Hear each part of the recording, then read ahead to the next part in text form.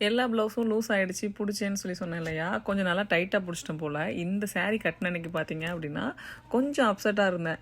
ஏன்னா எனக்கு வந்துட்டு போடும்போது ரொம்ப டைட்டாக இருந்த மாதிரி இருந்துச்சு. நம்ம ஒரு வேளை திரும்பி குண்டாயிட்டோமோ அப்படின்னு சொல்லிட்டு அந்த டைம் போய் வெயிட் செக் பண்ணும்போது சேம் அதே வெயிட் தான் காட்டுச்சு. ஆனால் அதுக்கப்புறம் எனக்கு மனசு ஒரு மாதிரியே இருந்துச்சு. அன்றைக்கி ஹாப்பியாகவே இல்லைன்னு வச்சுக்கோங்களேன். கொஞ்சம் வந்துட்டு மனசு என்னமோ ஒரு மாதிரி தான் இருந்துச்சு. நவராத்திரிக்காக தான் கிளம்பியிருந்தேன்.